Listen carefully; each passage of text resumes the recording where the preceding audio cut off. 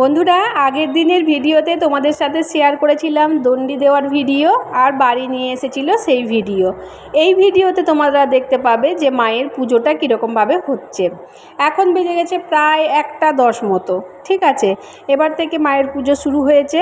তো আমাদের এখানে যে ভট্টাচার্য দাদু আছে উনি অনেক জায়গায় পুজো করেন, এখানে আস্তে আস্তে 2টো বেজে যাবে প্রায়। সেই জন্য আমার ভাই বসেছে পুজোতে, আর এখানে আমার মেজো কাকা বসেছে, মানে যিনি পুজো করছেন, আর আমার ভাই হচ্ছেন মানে পুজোটা করাচ্ছেন।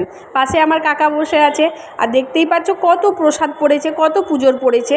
তো সন্ধেবেলায় আমাদের সমস্ত মানে কি বলবো, ছেলেরা মেয়েরা বসে পড়ে নাম লেখার জন্য, থালা কাটার জন্য। তো সেই সব তো হয়ে গেছে, এখন তো প্রায় রাত্রি 1:10 বাজছে। তো চলো পুজোটা কীরকমভাবে হচ্ছে তোমাদের সাথে শেয়ার করি। তার আগে আমি আমার ইন্ট্রোটা দিয়ে দিই। নমস্কার বন্ধুরা, আমি ঝুমা, তোমরা দেখছো creation of Jhuma. Creation of Jhuma চ্যানেলে তোমাদের সবাইকে স্বাগত জানিয়ে আজকের আবার একটা ছোট্ট ভিডিও তোমাদের সাথে শেয়ার করতে চলেছি। আশা করছি যে যেখান থেকে আমার ভিডিওটা দেখছো তোমরা সবাই মা কালীর আশীর্বাদে ভালো আছো, সুস্থ আছো। আমিও কিন্তু খুবই ভালো আছি, সুস্থ আছি, দারুণ আছি, আর তোমাদের ভালোবাসা পেয়ে আরও ভালো আছি। তো বন্ধুরা, কালী পুজোর ভিডিও না আমার শেষই হচ্ছে না, মানে এত ভিডিও করে রেখেছিলাম যে তোমাদের সাথে শেয়ার করব বলে, সেগুলো আর শেষই করে উঠতে পারছি না। তো এই যে এখন হচ্ছে তোমার পুজোর রাত, পুজো হচ্ছে, সবাই কিন্তু মায়ের দিকে তাকিয়ে বসে আছে। আর এখানে ভট্টাচার্য দাদুও চলে এসেছে, মানে এখন রাত্রি 2টো বেজেও গেছে। ভাই উঠে পড়েছে ওই জায়গা থেকে, আর দেখো 2:30 বাজছে, 2টো না, আমি কিন্তু একবার করে ঘড়িটা তোমাদের সাথে শেয়ার করছি।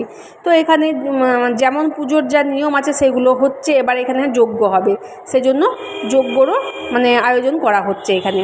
আর এখানে পুষ্পাঞ্জলি দিচ্ছে সবাই, বাড়ির ছেলেরা। আর আমরা তো মেয়েরা, আমরা তো মানে মাকে ছুতেই পারি না।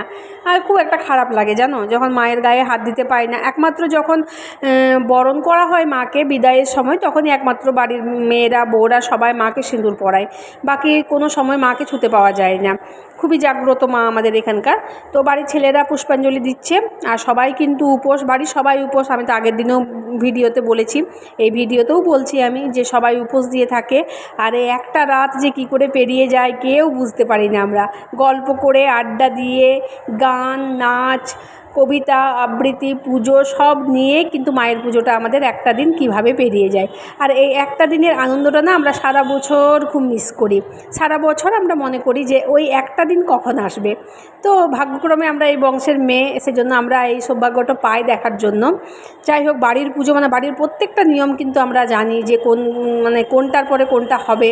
আর এই যে আমার ভাইকে দেখতে পাচ্ছ, ও তো সব কিছুই জানে, কারণ ও তো বাবার প্রতিচ্ছবি, তোমাদেরকে তো বলেইছি যে বাবার প্রত্যেকটা গুণ ওর মধ্যে রাখা আছে। তো মন খারাপ যখন আমাদের একবার করে হয়, ভাইয়ের কথাটা চিন্তা করি। তো ভাইয়ের কথাটা চিন্তা করলেই তখন কিন্তু মনটা অনেকটা হালকা হয়ে যায়, যে না, বাবা কিছু একটা দিয়ে গেছেন আমার ভাইকে, যে সেটা নিয়ে ভাই চলছে বাবার আশীর্বাদ নিয়ে। এদিকে যজ্ঞ শুরু হয়ে গেছে, যজ্ঞ চলবে এখানে ভট্টাচার্য দাদিও যজ্ঞ করাচ্ছেন। তো খুবই ভালো লাগছে দেখে। আর এইদিকে চলে এসেছে ছাগ বলি হবে, সেজন্য সব ছাগলগুলোকে নিয়ে আসছে। আর এখানে মা কালীর কাছে কি একটা নিয়ম থাকে, ওই যে মা কালীর যে কাটারিটা আছে যেটা দিয়ে ছাগ বলি হয়, সেটা মায়ের কাছে মানে উৎসর্গ করা হয়, সেজন্য সব ছাগলগুলোকে আনা হচ্ছে। এখানে কিন্তু প্রত্যেকটা অনেকগুলো কিন্তু আমাদের ছাগ বলি হয়। তো ছাগ বলি দেওয়ার নিয়মটা তো অনেক জায়গাতে নেই, কিন্তু আমাদের এখানে এখনও আছে। আর যেহেতু বলির কোনো জিনিস ইউটিউবের ভিডিওতে শেয়ার করা যায় না, সেজন্য বলিটা আমি শেয়ার করছি না, কারণ বলির ভিডিও আমার কাছে রাখা আছে। তো সেই ভিডিও আমি আর শেয়ার করছি না, মানে খুব কষ্ট হচ্ছিল দেখে, যখন বলি হচ্ছিল না। আমি তো দেখতেই পারি না ছোটো থেকেই তো এখানে আমি আমাদের বাপের বাড়িতে দেখি যে প্রত্যেক শনিবার কিংবা মঙ্গলবার ছাগ বলি আমাদের হতোই। এখন সেটা উঠে গেছে, এখন কালী পুজোর সময়ই হয়। আর যদি 12 মাসের মধ্যে কারোর মন হয় যে না ছাগ বলি দেবো, তখন হয়তো আসে, তাছাড়া ছাগ বলি উঠে গেছে। তো সেই জন্য আমি দেখতে পারি না। ছোটোতে যখন ছাগ বলি হতো না, আমি চোখগুলো একদম চিচিমিচি করে বন্ধ করে রাখতাম, যে না আমি দেখবো না। তারপরে ছাগ বলি দেওয়ার পর যে রক্তটা আছে, সেই রক্তটা যখন সবাই টিকা নেয়, তো সেটাও আমি নিতে পারতাম না। আমি দৌড়ে ছুট্টে মায়ের কাছে চলে যেতাম। তো এখানে নিয়মগুলো যেগুলো আছে সেগুলো তো করতেই হবে। বাড়ির বড়রা মিলে, বাড়ির গুরুজনরা মিলে, এমনকি ভট্টাচার্য দাদুও মিলে সব কিছু নিয়মগুলো করছে। আর সবাইকে দেখো মায়ের মুখের সামনে থেকে সবাইকে সরিয়ে দেওয়া হচ্ছে, কারণ মায়ের মুখের সামনে কাউকে কিন্তু রাখবে না। এই ছাগ বলির সময় নাকি মা একদম তাকিয়ে থাকেন ছাগলগুলোর দিকে, সেই জন্য ছাগ বলির সময় মানে মায়ের সম্মুখে থাকতে নেই, তাই মায়ের সম্মুখে থাকতে দেয় না কাউকে। অনেকগুলো ছাগ বলি হলো, তো সেই ভিডিও তোমাদের সাথে তো শেয়ার করলাম না। এদিকে হচ্ছে মায়ের আরতি, মায়ের আরতির পরে কিন্তু পুজোটা শেষ। এখন বেজে গেছে 4টে থেকে 4:30, ভোর 4টে থেকে 4:30। তো এই 4টে থেকে 4:30-এর মধ্যে সবার পুজো হয়ে তারপরে এখান থেকে পুষ্পাঞ্জলি যে দিয়েছিল সবাইকে পুষ্প দেওয়া হবে, আর যারা বাইরে দাঁড়িয়েছে তাদেরকে পুষ্প দেওয়া হবে, তারপরে থালা কাটা হবে, প্রসাদ বিতরণ হবে, অনেক আছে, অনেক নিয়ম। তো সেই সব ভিডিও তোমাদের সাথে আমি শেয়ার করছি না। তো কালী পুজোর ভিডিও যখন এখনও শেষ হয়নি আমার কাছে, বুঝতে পারছো কত ভিডিও আমি করে রেখেছিলাম তোমাদের জন্য।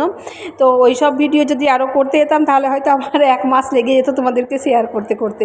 সেই জন্য দেখো আর আমি বেশি কিছু ভিডিও কিন্তু শেয়ার করিনি, যেটুকু ভিডিও পারলাম তোমাদের সাথে শেয়ার করলাম।